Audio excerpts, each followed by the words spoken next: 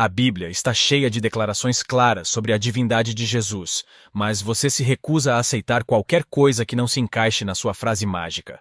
A pergunta agora é: se Jesus de fato disse e demonstrou ser Deus de várias formas, você terá coragem de aceitar o cristianismo como você prometeu? Ou vai criar mais um filtro artificial para continuar fugindo? Durante anos, esse argumento foi repetido como um escudo pelo muçulmano Dr. Zakir. Me mostre onde Jesus disse: "Eu sou Deus, adorem-me." Muitos se calaram. Outros ficaram confusos. Mas hoje mostraremos a melhor resposta. Diante de uma plateia internacional, um jovem cristão brasileiro teve a coragem de fazer o que muitos evitam. Expôs a incoerência do desafio e devolveu a pergunta com ousadia. Um jovem brasileiro de camiseta, bermuda e mascando chiclete. Esse vídeo está muito bom. Agora, a pergunta está no ar. Será que quem vive pedindo provas está mesmo disposto a aceitá-las? Ou tudo isso sempre foi só uma desculpa para rejeitar a verdade? Fique conosco até o final e veja o debate completo. Você está no canal Fatos da Bíblia. Não se esqueça de curtir o vídeo e ativar o sininho das notificações. Olá, eu sou o João Paulo e sou brasileiro. Enquanto seu filho estava falando aqui, uma pergunta veio à minha cabeça. Ele estava dizendo sobre as semelhanças entre Moisés e Maomé, que existem muitas outras semelhanças entre eles, como o fato de terem nascido de forma normal, terem morrido por causas naturais e terem formado uma família. E que há muito mais semelhanças entre Moisés e Maomé do que entre Moisés e Jesus, porque Jesus não nasceu de forma comum e também não morreu de forma comum.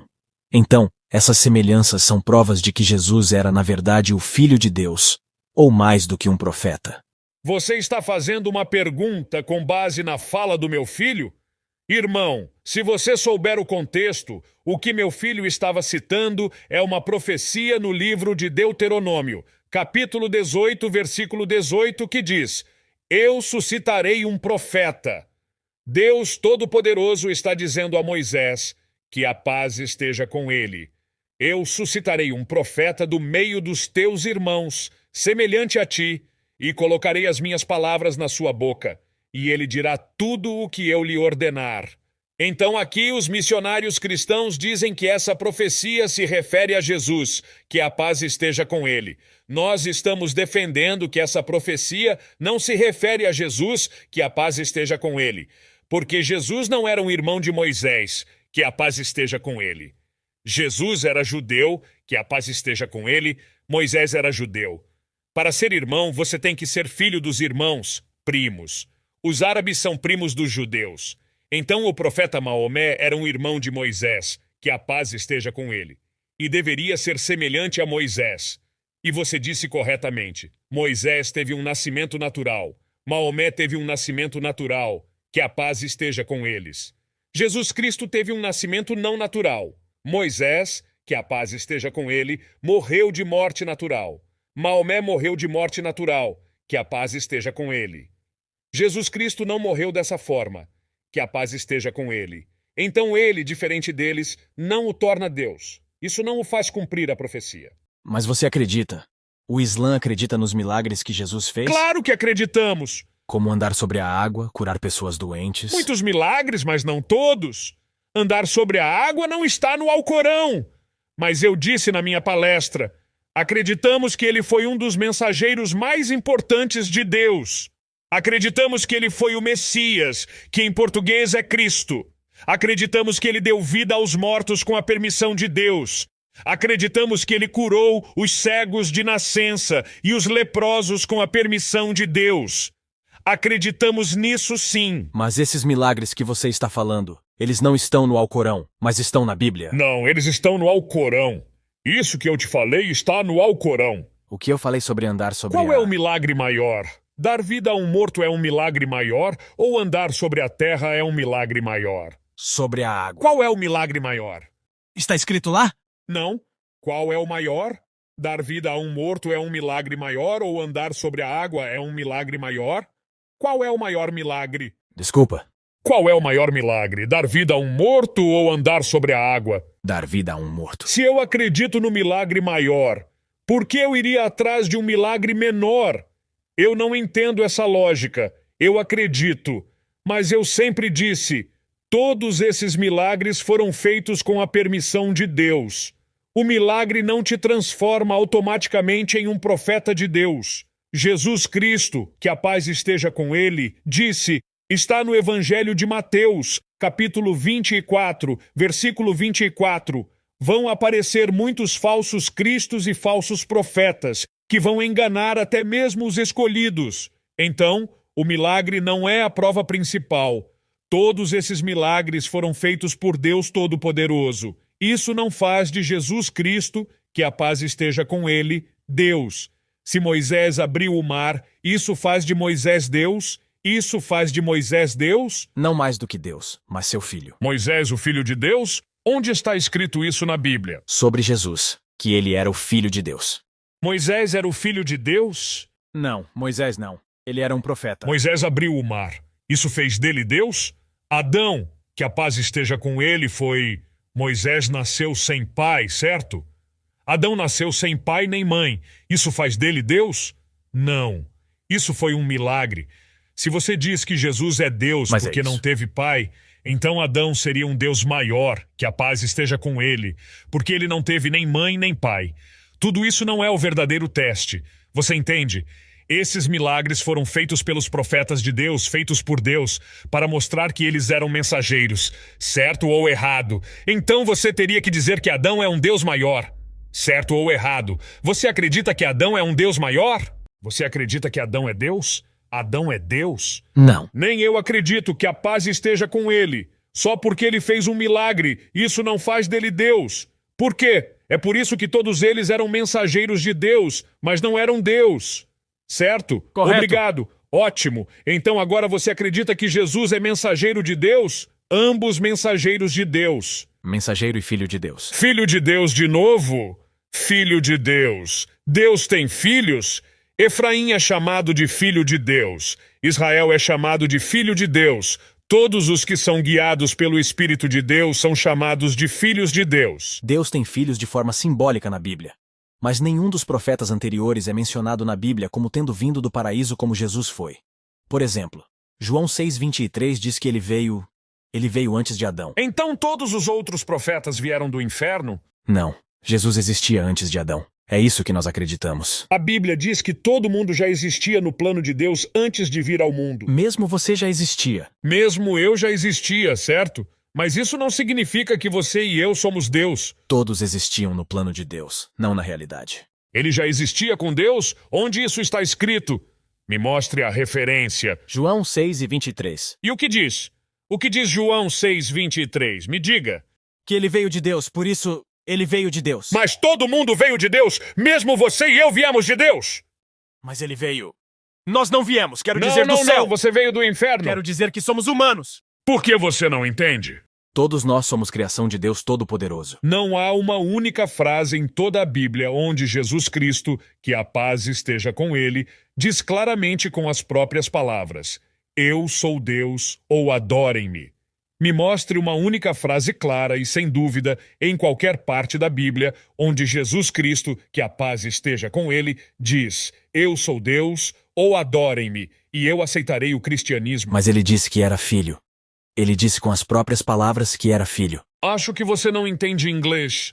Efraim é chamado filho de Deus. Abraão é chamado filho de Deus. Isso faz deles Deus. Mas eles tinham mãe e pai naturais. Adão teve mãe e pai naturais? Ele não teve. Mas Jesus existia antes dele. Adão é chamado de filho de Deus na Bíblia.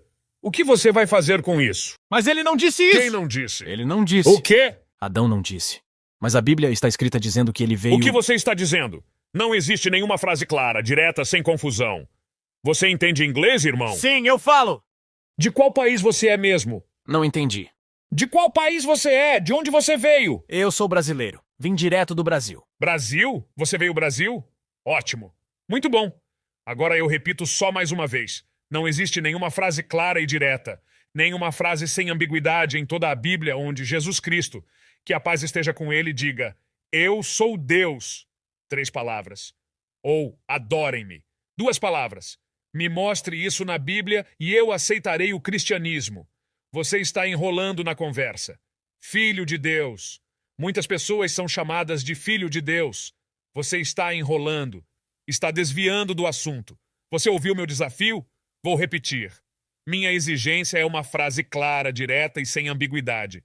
Você entendeu? Meu senhor, a Bíblia está cheia de declarações claras sobre a divindade de Jesus, mas você se recusa a aceitar qualquer coisa que não se encaixe na sua frase mágica. A pergunta agora é: se Jesus de fato disse e demonstrou ser Deus de várias formas, você terá coragem de aceitar o cristianismo como você prometeu? Ou vai criar mais um filtro artificial para continuar fugindo? Você já notou como esse desafio é sempre o mesmo?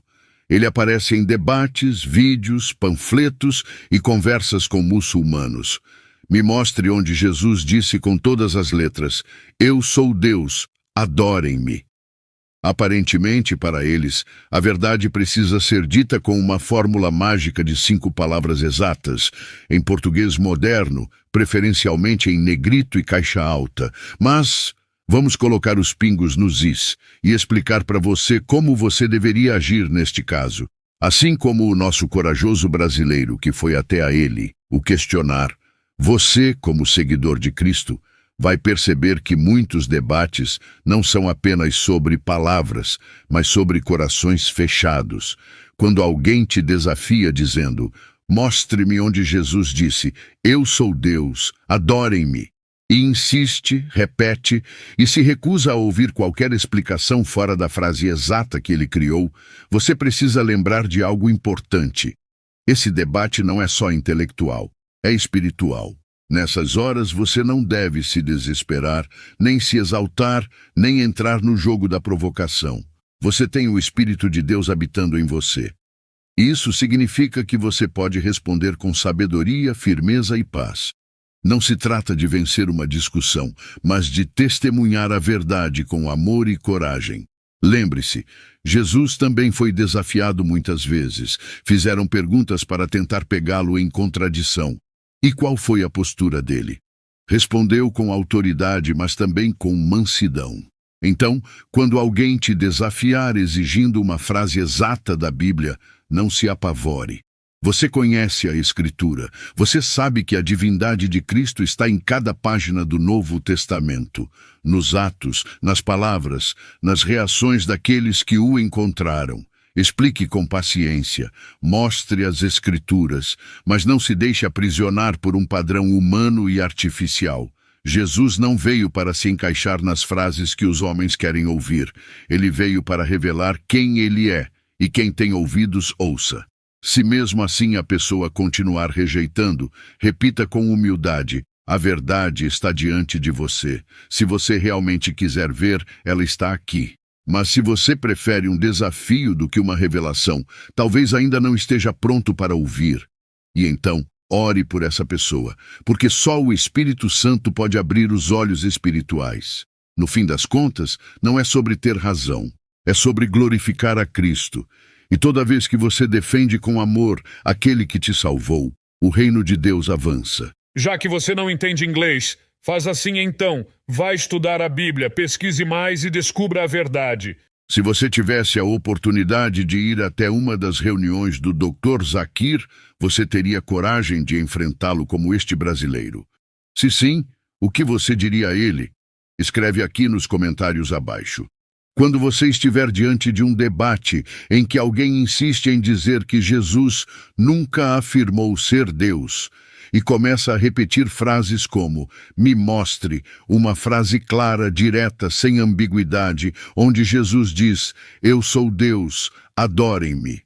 Lembre-se de uma coisa, isso é uma armadilha retórica. Não se trata de busca por verdade. É apenas uma tentativa de forçar a fé cristã a caber dentro de uma exigência artificial.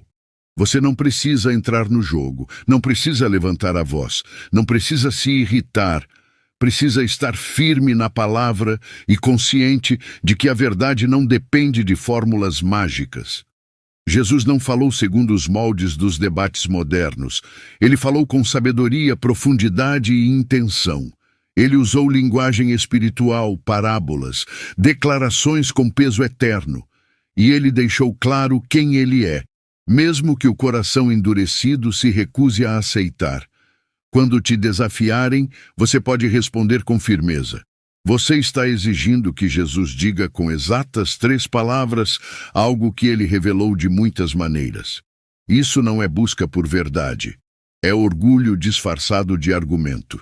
Você deve conhecer as Escrituras e saber que, em João 8,58, Jesus se identifica com o Eu Sou, de Êxodo 3,14. Em João 10,30, ele diz, Eu e o Pai somos um. Em João 20:28, aceita ser chamado de Senhor meu e Deus meu. Em Apocalipse 1,17, ele diz, Eu sou o primeiro e o último. Em Filipenses 2:10-11, está escrito que todo joelho se dobrará diante dele. Tudo isso é claro para quem realmente busca entender. Quando você ouvir alguém repetir, você está enrolando, você está desviando, eu quero uma frase direta. Não caia na provocação. Perceba que a repetição constante é sinal de quem não quer ouvir a resposta. Só quer vencer no grito. Você não está ali para vencer uma discussão. Está ali para dar razão da sua fé com mansidão e respeito, 1 Pedro 3,15, mas também com convicção e coragem.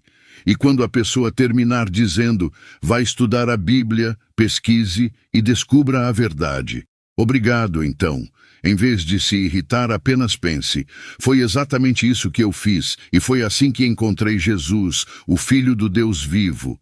Não se deixe intimidar, não se cale e não negocie a verdade.